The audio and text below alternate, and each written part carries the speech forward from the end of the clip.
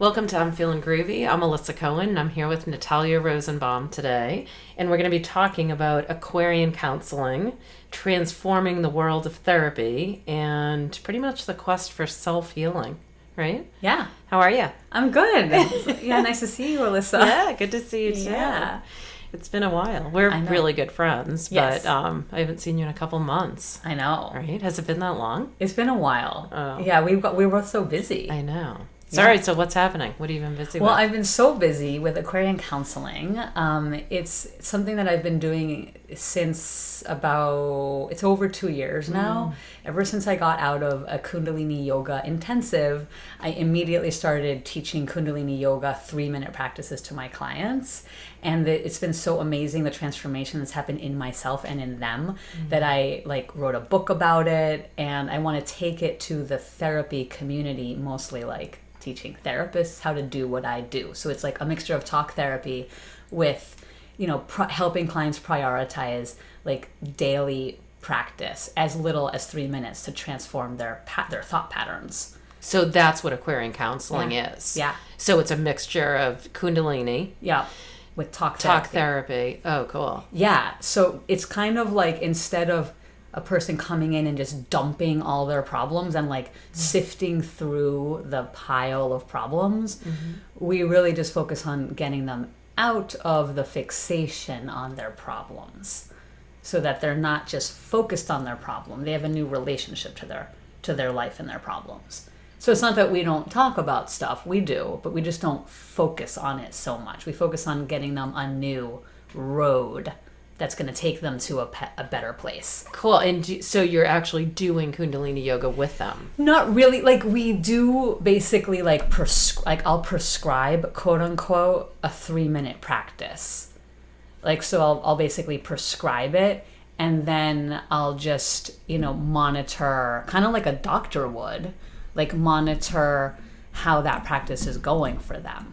Okay. You know what I mean? So if someone comes in with anxiety and it's totally intense and taking over, instead of us just sitting talking about it all the time, I give them a practice, probably a breath practice or a breath and mantra or a meditation, just starting 3 minutes. And Kundalini is so powerful and so effective that 3 minutes starting is enough.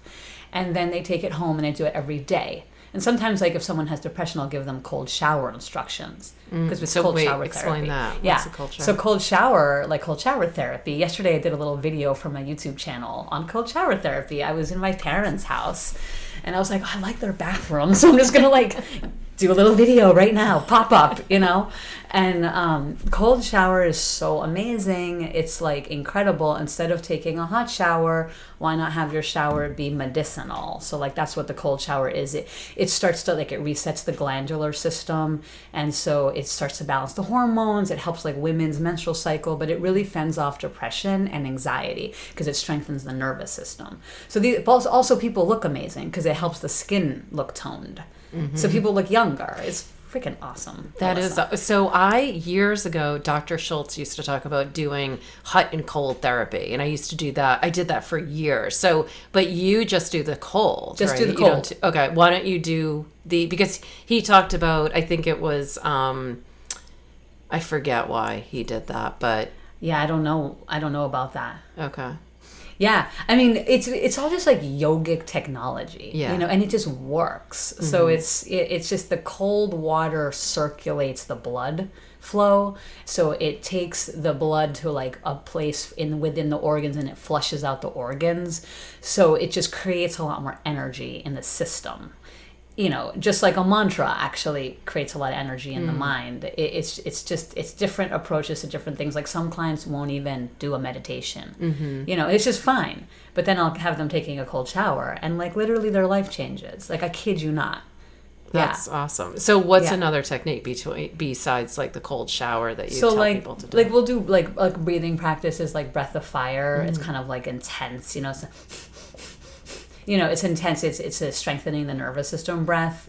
And we'll do a practice called Sakriya. It's a meditation which you basically set your navel point for the day. So it's really great for people with a lot of insecurity issues and root security issues, and it's just power packed, you know, it like really on multi levels. And honestly, it's almost like magic. But the thing is, it's different than magic because people actually have to do it, but the results are miraculous. So it's like, techniques. It's specific physical techniques that people can hook onto. Yes. But that will transform your life. Totally. Like, you know how mindfulness became and it is so big. Like, mindful. I honestly can't stand the word mindfulness. Yeah, like, I honestly, you hate it. Because everyone's using it. I know. And it's honestly like, how does a person get to a mindful place? It's not easy. Right. You can't just say sit and be mindful. No, but people do that all the time. They're like, I'm going to be mindful of like, right now I'm making tea, you know, and that's not easy for people. So with Kundalini, we actually get to a mindful place, but we do it's through an intense practice. That's not easy. You know what I mean? It's not, talk about the intense practice. So talk about what, if somebody doesn't know what Kundalini is. Yeah. Kundalini yoga, it's different. It's from a mixture. A lot of other yogas. It's a lot of different, it's different. So like we do physical yoga, but it's even different because the physical yoga will combine the breath. So basically Kundalini is like a combination of mantra, which is sound code, vibration that like sends a signal into the conscious mind to start to repattern it. Breath practices, which are very varied and intense. You know, it's not just like inhale, exhale. No, it's like a lot more than that. You know, it's holding the breath. It's pumping the breath. It's a lot of things, you know. And then movement, so like some yoga potentially, but we do less of that with my clients. You know, it depends on how long a person has been coming to see me. And then in all of that with meditation. So in the meditation, it might have mantra and it might have breath. So it's not just like meditation. You know what I mean? Like when I was a Buddhist and we were doing Buddhist meditation, it was just like inhale, exhale. And like the mind just can't hook onto that these days. So the Kundalini is much more effective, especially now with this age of technology and we're all so busy. No one has time to sit for an hour to sit and do like a mindfulness practice. You know, we really don't have time. So we need something a lot more effective. So because your mind is like hooking onto a mantra, you might have to say a mantra, do a certain mudra. It's like a hand position because actually the fingers are all connected to parts of the brain. So it directs the flow of energy. So it's we call it a yogic science and technology. And I know that it is because it works. So, you know, I tried it on myself. I got into Kundalini because, and you remember this. Well, that's what I was going to ask you. Okay, so wait, back up. So but in your book, you're talking about 3-minute mantras and meditations and techniques so that people can really learn this quickly and easily. So in those 3 minutes, it combines breath, maybe stretching, you know, some yoga. Not so much yoga. Like there are some yoga practices that we could do once a person has been hooked in. Okay, so it's mostly breathing and mantras. Okay. So there's different meditations. Like there's one for meditation for healing addictions. And that's not just addictions that are physical. It's also mental addictions. So like there's a meditation for conquering self-animosity. So if someone's always like in self-sabotage, and you know, they can't actually just like allow good things to come to them, like I'll give them that. But like there's the breath of fire is very, like I really like to combine a breath practice with a meditation usually in people, but I always start them with one. Can you talk about one, right? Can you like give one right now? Give us, that would be awesome. Do you want to do one? Like we can do breath of fire really quick and they can hear us breathing. Okay. So like just sit up tall and just put your hands on your lap.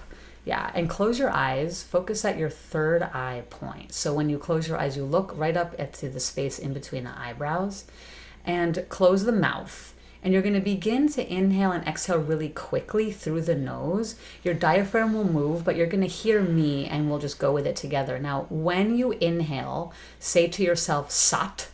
And when you exhale, say to yourself, Nam.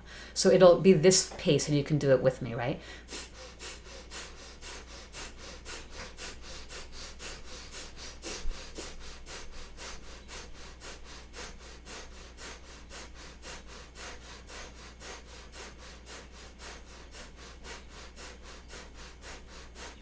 Now inhale, hold the breath, focus at the third eye point, and exhale. And relax. You just have to do it really fast because I don't want to bore these people.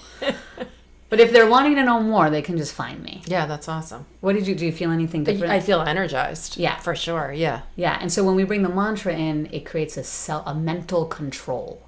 Because the mind is so severe. It's the subconscious thought patterns that are just, and you know this, the patterns, the programming, we've gotten it from our mother in the womb. Starting from there, the mother is the first teacher. She created the imprint. And then we got out of the womb, and then we had to deal with her, you know, right. And then the father, and then life and society. And so we have to basically create energy in the mind and body in order to not get sucked into those patterns in the mind. So that's why it's so effective for people coming in for therapy, because they're looking for a change.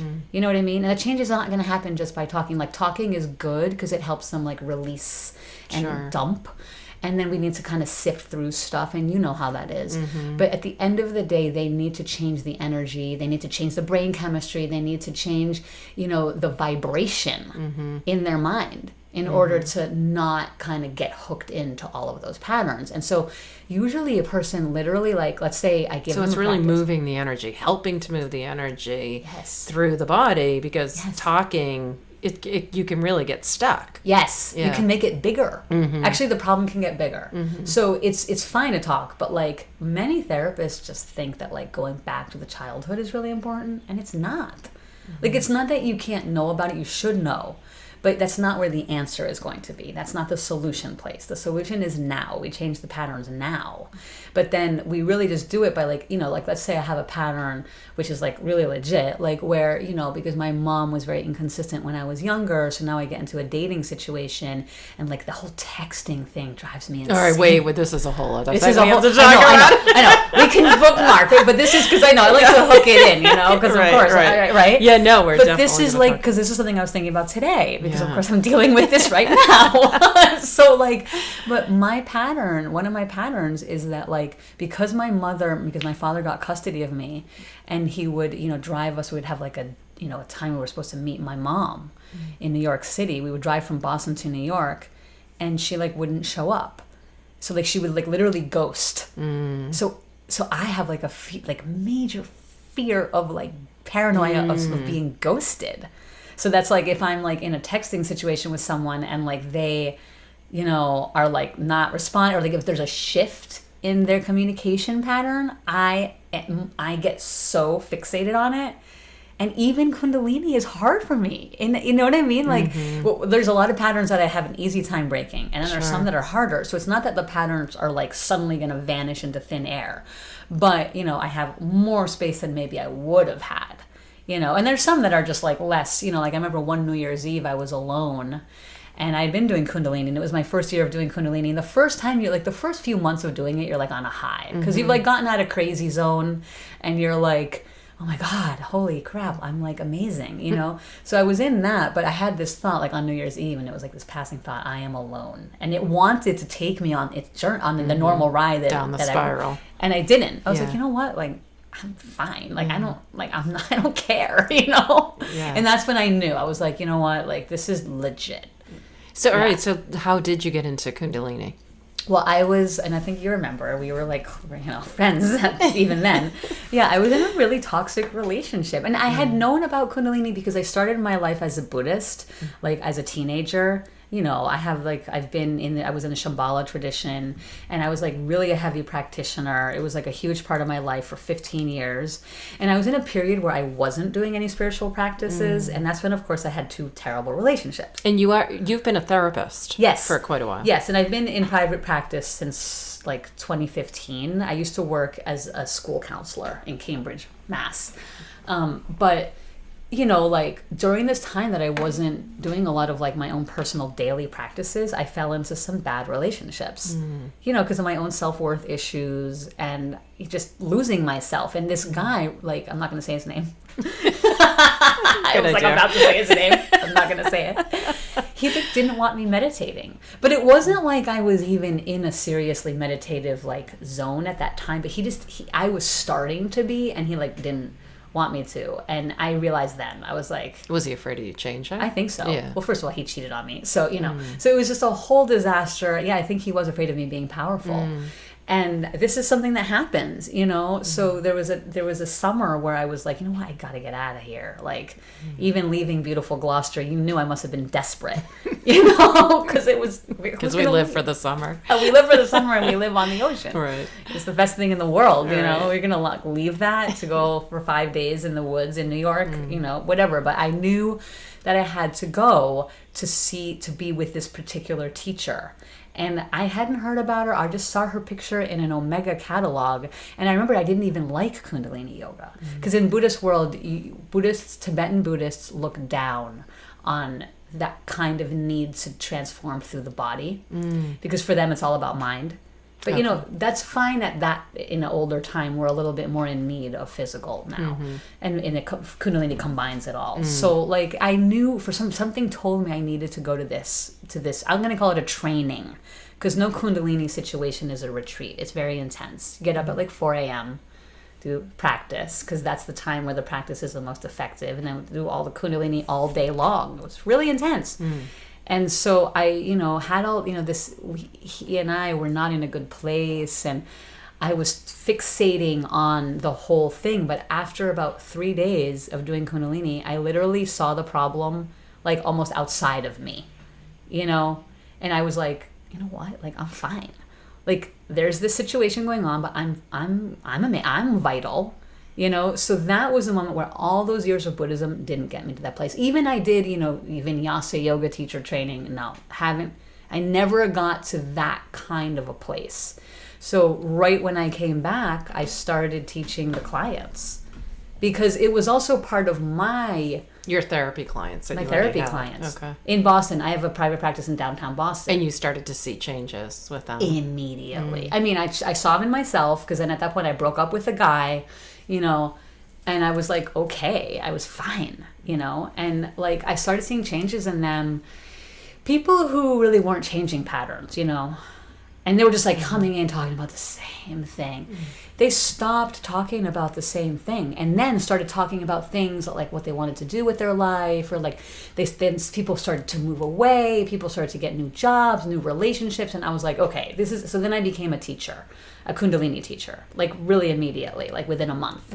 You know, I started my Kundalini teacher training in New York at Rama Institute, and you know, I found my teacher Hardy Jivan, and he's really amazing. And they have White Sun, which is a really amazing Kundalini music. If you like ever want to hear some really great music, White Sun, they won a Grammy even. So like I just started to transform, you know, and get a lot of energy. And I just, you know, like that first year was really high. Yeah, it was totally high. And now I'm like, you know, I just commit to my daily practice, and it's a big commitment. It's a lot, you know, but I have to practice, or else I'm not happy, and then I'm not effective with the clients, you know. And so the clients who are doing the practices, which I would say is like 85% of them, they're all great to work with, and they're making changes. The ones who are not doing the practices based on their choice, same problems, same stuff. And so like the data's there, you know, and then I had to write the book. I don't even like to write, but you know, like I had to write this book, and now it's in an editing phase. It's been a labor of love. Totally. Yeah. And now it's like waiting for like this editor I'm on a waiting list, and I'm going to get it you know, I want to really get it published by a publishing company. So that's like my goal. But that to me is when, you know, like when I wrote my raw food books, I thought, I'm not a writer. I didn't set out to be a writer and to write a book. It just happened that I was teaching people, and everyone kept saying, oh my God, you have to write a book about what you're doing so you can help more people. So it was the passion of just spreading this knowledge all over the world and educating as many people as I could.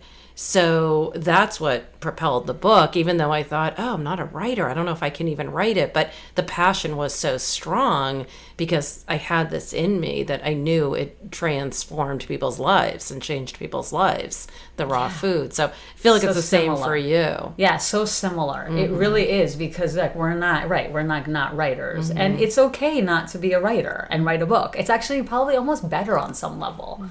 Yeah, I know. You're definitely like you're like someone I look up to. But now I'm not going to be trying to get it self-published, because my teacher, Hardy Jivan, when you have a teacher, like when you decide that you have like a spiritual teacher, he's not a guru, but he's a teacher, and I trust him. And he's like, he really wants me to get it published by a publishing company, and I'm fine with that. I'm like, okay.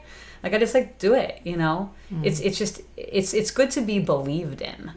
But yeah, you're so amazing. You have this like magnificent aura that like, yes, that just happened. Like your path is amazing in that regard. So I'm inspired by that. Oh, Yeah. thank you. Yeah. And it's also like not me. Like I'm not doing it for myself. You know what I mean? I'm like really just trying to serve. And I feel like therapists are so burnt out and they don't even know it. Because honestly, a person comes in and starts dumping all their crap.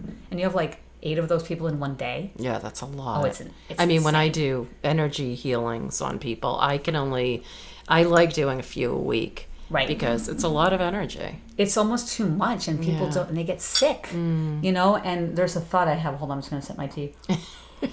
Oh, that's really good. So like, what's really firing me up lately is how drugs like ketamine, which is like a horse tranquilizer, like are being, you know, funded. Like there's a lot of therapy around, like there's a lot of funding around these like drugs like ketamine and MDMA to, you know, help people in the therapeutic process. Now, I don't think it's bad to do something like that once or twice to ignite a fire, because that's what happened to me in college. Actually, doing MDMA, which is ecstasy, Molly, got me on my spiritual path.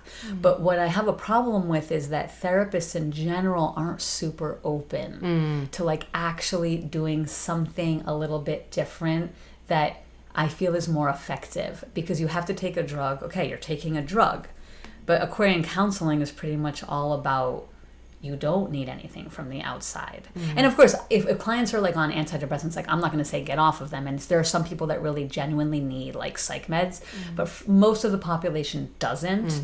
And then the secondary thing of like a lot of the research and this money going into these like, you know, drugs like ketamine and MDMA, it's like interesting to watch how the therapeutic community is just latching onto that, because there's not a lot of success all the time with clients. And so they're like, oh my God, this is something amazing, which could be great for people who are resistant to anything. But the amount of latching onto this is it's just interesting, because the yoga really, you know, hasn't taken off at all. And Carl Jung has a book on Kundalini yoga and psychotherapy that no one knows about. Really? Yes. And I quote him a little bit in my book. I mean, it's really boring, but like basically it's so boring.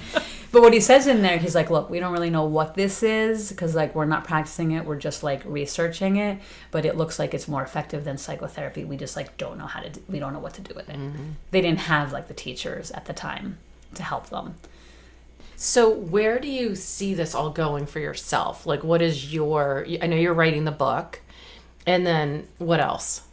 Yeah, I mean, I am going to have an online platform for therapists. So, you know, therapists need some of these tools, and books are great, and that's great for that kind of community. But at the end of the day, like everything is online. I have a YouTube channel, and I want to educate therapists on how to do these practices for themselves, Oh, that's so that awesome. then they bring it to their clients. And so, you know, there's going to be like a special portal for them, but also, generally speaking, the younger generation is very into like self-healing practices.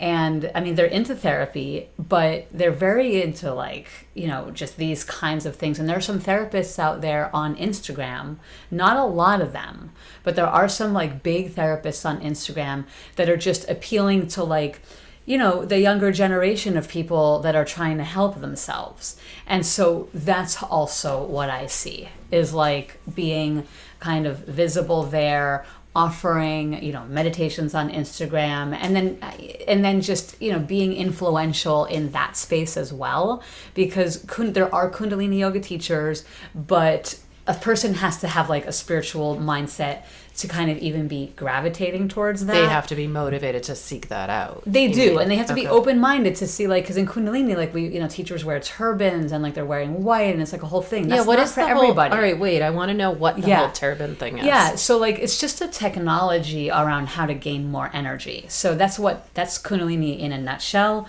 But like, so there's different ways to do that, and so they believe that like the hair, you know, wrapped up in a top knot during the day and then covered, it's kind of like a cranial sacral, kind of tight hold. It brings the energy up. And in my experience, it actually works. I'm not the kind of person like in my space in the world. Like I'm not going to be in downtown Boston like wearing a turban. It's just like not, even though I would love to, because it would actually, teachers, we have to wear turbans because it protects the crown chakra from getting all the subconscious, thoughts of like, when I have clients in my space, they're dumping, as I mentioned before. And so the turban would help me a lot to protect my energy. But just being where I'm located right now, it's just not for me. So, what I was saying before is that like generally speaking, people need to access these kinds of teachings through multiple platforms, through things that they're interested in. So like I have some friends who are going into the corporate world teaching Kundalini yoga and with a lot of success, So therapy is perfect. Because, the idea is that you don't need a therapist, actually. You need to just heal yourself. You need to tap into your truth. So that's right. What, in these to your internal energy system, really, which will lead you to your truth. Sorry, I didn't mean to cut you off. Yeah, no, that's my whole thing, helping people. Like when I do healings with people, too, it's not, people say, well, what do you see? Well, what do you think? Well, and I always say, it doesn't matter what I think. I'm helping you to tune into your higher self and your divine guidance. Yes. And yeah, that's right. So that's what I believe that the future generation is going to really want. And even when I do podcasts with people, it's like, that's the theme. That's the, whether I'm interviewing healers or tantra teachers or whatever, whoever it is, that's when I know, like for me, that's the truth. It's not like, here I am to tell you this or to guide you and you're supposed to do what I say. It's how to help people tap into their own truth. Yes, totally. And so that I would like to do that, for the general population, not just therapists. So I really see Aquarian counseling being visible out there in the world, and having influence actually in the therapy community as well. So that's great. That is the vision. Yeah. Yeah. I love it. Yeah. So are you teaching Kundalini classes now? Yeah, I teach in Boston, North End Yoga. So it's actually like they won Best of Boston in 2019. And Are they right on Hanover Street? Yeah, right on Hanover Street. So I teach on Thursday nights at 6.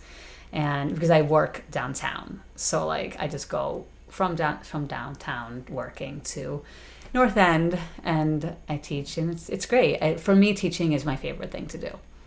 Yeah, being a therapist is, it's not as energizing. Yeah. So, and I have a lot of clients. Yeah. It's a lot. Yeah. So I have to tell you, I just got a ding on CoStar. Do you do CoStar? What's that? Oh my God. You have to get on it because I know you're into astrology. Really? Oh, wait, CoStar. Maybe I have it and on my phone and I don't even know. Yeah, it's an app. It's co-star. And every day, it's awesome. I'm and going to get it right now. You can add friends. And then you can see every day who also has like planets in the same thing. Really? So you add their birthday? Yeah. Yeah. Or you can find me on there. Like I have Christine. Oh, no way. Yeah, it's awesome.